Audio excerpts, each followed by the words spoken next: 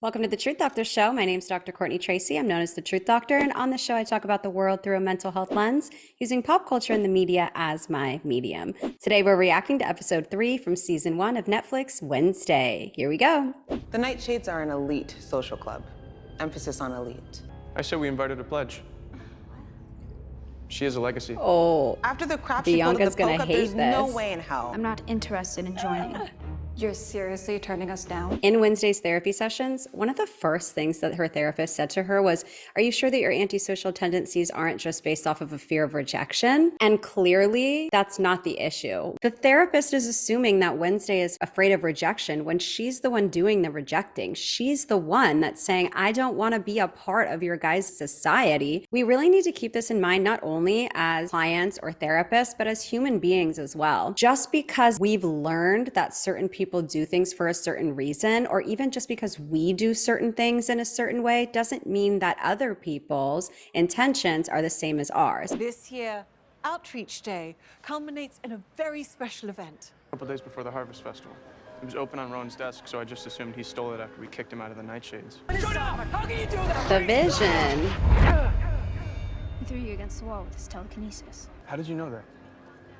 Lucky guess. It makes sense that Wednesday wouldn't trust him because he's continuously denying her reality and denying what she believes to be the truth. For him, Rowan got expelled. For her, Rowan was murdered. When we're trying to build relationships with people, if they are continuously rejecting any form of our belief, values, morals, or whatever situation we're currently in, we're not going to want to open up to them. And this was shown really well when Wednesday was like, I'm going to lie instead, or I'm going to withhold information, because that sense of safety and being seen isn't there.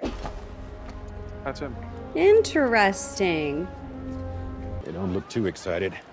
Those outcast kids might think we're happy to have them. Oh, we're just like so happy to have these outcasts, assuming that they're the ones causing all of the issues, when in reality, his son, who's one of the people who live in Jericho and are a normie, were the ones that were starting issues with the outcasts to begin with. Enid. Switch volunteer assignments. What? No. Why would I agree to spend the entire day at some dumpy emporium of Prepola? Because Ajax is going to be volunteering. Things sneak to peek at his assignment. Thank you. You're the best. See, right there, Wednesday wanted to engage in a transactional situation. Wednesday's excellent at transactional relationships. Now, if this was supposed to be a transformational relationship where she didn't actually have anything to offer Enid and still wanted Enid to help her, Wednesday probably would have had a much more difficult time doing that, because she doesn't quite understand how to engage in these transformational relationships unless they're negative. Hopefully that will change. We'll see. I am Mistress Arlene, a real OC. Original colonist. Check out this greedy little freak. Can we please talk about the fact that these normie people are so much more aggressive than the outcasts at Nevermore? So deserved.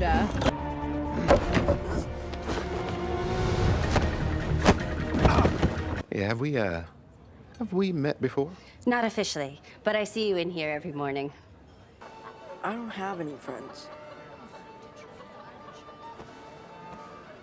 You remind me of my brother. Wednesday does build connections with people. That's the reason why she defended her brother in the way that she did. And she likes to be protective over the people that she cares about emotions, specifically their negative emotions. She doesn't want anybody else to allow the people that she cares about to make them feel negative except for her. And that's a really interesting behavior and perspective for Wednesday to take, but it also makes sense. She really likes to be in control. She feels like the majority of things that happen in society are controlled by people who really shouldn't be controlling it. She does believe that she understands the human condition better than other people, and she wants to be in control of the human condition for the people that she cares about. My grandmother once told me, secrets are like zombies.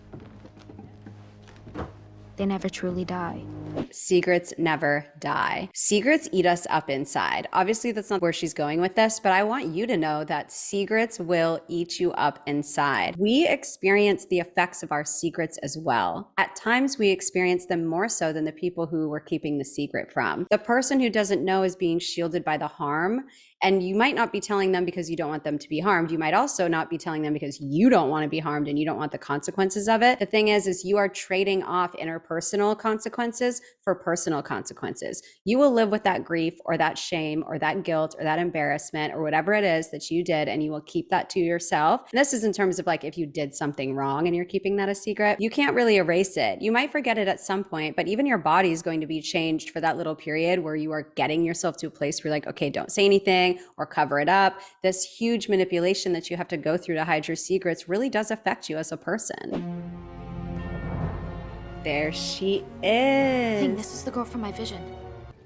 So, I was thinking of sneaking behind the greenhouse tonight. Cool. Hey, have fun. I mean, you could get off. Hey, Jax. I have spent all morning flirting and hinting and trying to act cute while brushing some roadkill just so you would ask me on a freaking date. Oh. Tell the truth, That's what you were girl. doing. You want to meet up behind the greenhouse tonight? Yes. Yes, I do. I can't believe he asked. So funny that she's like, can't believe he asked when she was the one that asked. And really, I hope that Enid takes a moment to realize that it's not just, oh, let's be excited that this is happening. Be excited that you took the opportunity and just was like, I'm just going to tell you because I really, really want this to happen. And I really love that. It can be hard for us to do that sometimes. Often people find themselves in the type of conversations like this one was in the beginning. And it just stays there usually because there's something within us, either the way we've been taught or the way we're feeling that day or whatever, that make us not really want to just be 100% open and honest about what it is that we'd like to see in a relationship with someone. And it's cool to see that Enid's just willing to jump right in, tell the truth, and say what it is that she wants in the beginning, because that could actually forge a really good relationship moving on into the future. There, but look, it's kind of sketchy.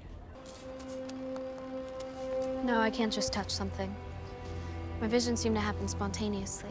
Someone said at some point in the first 2 episodes that these visions were very unreliable. You had a psychic vision, didn't you? But they seem to be really reliable for Wednesday. Like everything's happening that she said would happen. So there's got to be a reason why Weems said that they were unreliable. Goody Addams! You have been judged before God and found guilty. Like judged before God, no, judged before you, are a Joseph. It is you, Joseph Crackstone, that should be tried. Exactly. We were here before you, living in harmony with the nature and the native folk. But you have stolen the land. You are the true monster, all of you! I am all for religion. I'm not for religion being used for violence. Let's actually break this down for a minute instead of just giving my personal opinion. I'm not going to give you a professional opinion on religion. I'm going to give you a professional opinion on belief systems and why when people have different beliefs than you, it can really feel like it's threatening not only you, but also your entire perspective on life, which is where religion and violence mixed with religion can really come into play. So what's likely going on for Joseph Crackstone and the Pilgrim World, I guess, this Pilgrim colony, is that they have a foundation of beliefs that have led them to feel comfortable in their own lives. It's led them to feel like they know what's going to happen likely after they die, what they're supposed to do when they're on the planet, how they got to the planet in the first place, how they're supposed to treat others, and how they're going to get what it is that they want to get at the end of their life and during their life. We rely on these belief systems. We rely on what it is that's going to get us to wake up every morning and go to sleep every night and feel like we're in a safe place to a degree. When we move and go somewhere else, especially when that's through the colonization of other people's land, we are stomping a belief system onto that community. And so they're going to come with their beliefs to say, no, wait a minute, we don't want to change, or we belong here too. And so now there's these 2 belief systems that are battling one another, and it really comes down to survival. Especially when it comes to religion, it's a very existential, life-based experience. It sort of answers all those existential questions that you might have. And when you have different answers to those questions, it can be really frightening. So we can see in this situation where Joseph Crackstone is just terrified by these different beliefs or these different actions, and also probably terrified at getting called out for what it was that actually happened. And so he's in turn saying that it's just completely wrong and that she should be punished for it, placing a moral value on a difference of beliefs, when in reality, the real immoral thing that's happening is locking these people away inside this barn and telling them that they need to live forever in hell. Set it ablaze! And let's just burn them. Like, come on. Like, what There is no time, child. Leave me. Save yourself. He's chained us all to the floor. Oh my God, I don't want to listen to this at all. There's something called the dehumanizing effect, and it really explains how people are capable of doing what it is that we just saw done in this last scene. I'm gonna get serious for a minute because this is really up, frankly. The dehumanizing effect is when we allow ourselves to treat people in a certain way because we have convinced our mind that they are not human beings. When we value ourselves as humans, we understand that we have feelings, emotions, goals, values, morals. We love, we get afraid, and we experience the full spectrum of the human condition. And we have rights to live and to be happy and to feel safe and to have the basic resources that we need to take care of ourselves. And everybody understands that. If you see yourself as a human, then every other person on this planet that you see as a human, you believe deserves those things as well. We have a tendency to take people that are either not like us or do something that we don't like and to dehumanize them. Over time, because we reject the similarities that they have in comparison to us, that they also have feelings, they also have goals, they also have a family, they also have potential. The more that we reject those things, it becomes easier to then not even treat them with respect. We do this when we turn an eye to the homeless population. We do this when we criticize outgroups or people that are different than us, and we restrict their ability to be healthy, happy, and free. The dehumanizing effect is one of the largest effects of the human psychological condition that has caused the most suffering on this planet. And it's important for us to spend every single day acknowledging that every single human being on this planet matters, and that it's completely unacceptable to treat people just any differently. That's why I became a social worker. Back to Wednesday. And why does he want to kill them all? There will be no escape for you. Because any one of them is a threat to his belief system and his power and his control. The girl from my visions. Must have been the bearded man from earlier. Oh my dear God. And in the last episode, I was like, oh, this monster's CGI is ridiculous. And now I got scared by it. The monster's human. The monster's human. What the hell are you doing? I still Guess think it's it's the lucky I dorm showed up when I mom, did. but I did learn one thing. The monster why is he human. there? I didn't want to think something bad had happened. Oh, The that cover-up makes is sense. always Okay, worse than he the crime. didn't want to believe Now that I need you to something be bad honest with me. happened. Crackstone was standing in the quad. You're creating a story in your head and using visions to back it up.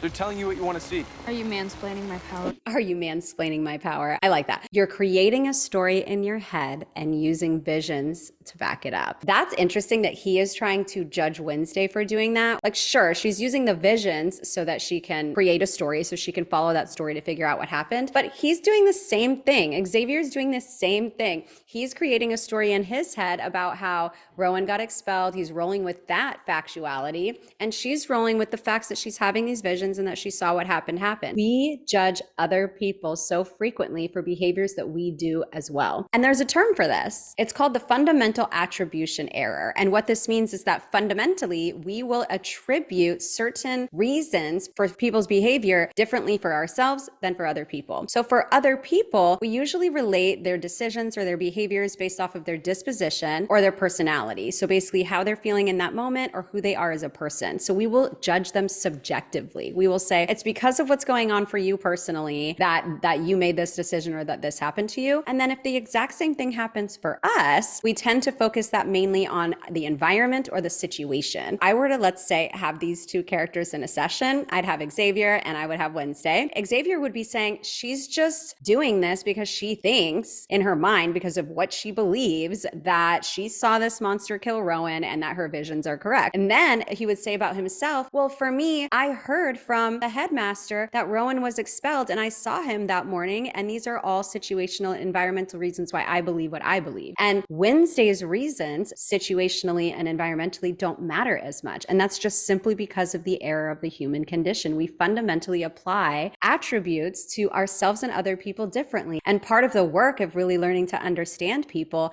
is trying to bring the subjectivity that comes so easily to yourself onto others as well. Realize that they are the subject of their life. They have thoughts and belief systems, and those things can affect their decisions, but also they live in situations and environments that could easily have an influence as well. This also kind of goes in line with the dehumanizing effect.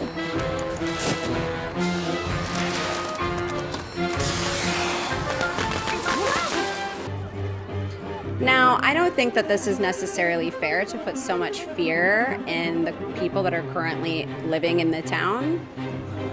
And she did it.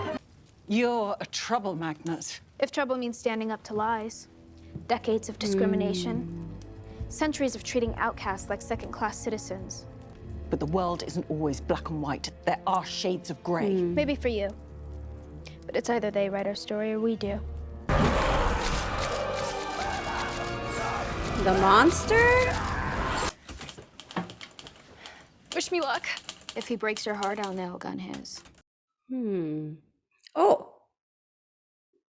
What is she doing? Why is she crumpling up Morticia's picture? She's the one. You know what, actually? I wonder if this will make Wednesday like her more, because this is like, sometimes people can perceive this as like a very morbid hobby, but maybe Wednesday would love that.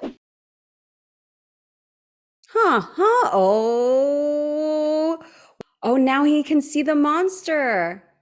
Love the ending of this episode. This is so true. Let's think about some of the monsters. Maybe we think about it in terms of human psychology that we've seen outside of the actual monsters in this show. The monsters have been jealousy, envy, grief, loss, judgment, hatred, assumptions, prejudice, murder, violence. All of these things are monsters that we actually deal with in the real world, so much more so than the monsters that we can make up in our heads. The human condition is overwhelming. The human condition is difficult. And this show's doing a really great job of showing so many aspects of that. This is episode 3. We've got more to go. I'm here for you. You're here for me. Let's continue to build this community. Let me know your questions in the comments. Again, like this video if you made it this far. Thank you for being here. And as always, I'm so glad that each and every one of you exists. Have a great day. See you next Wednesday.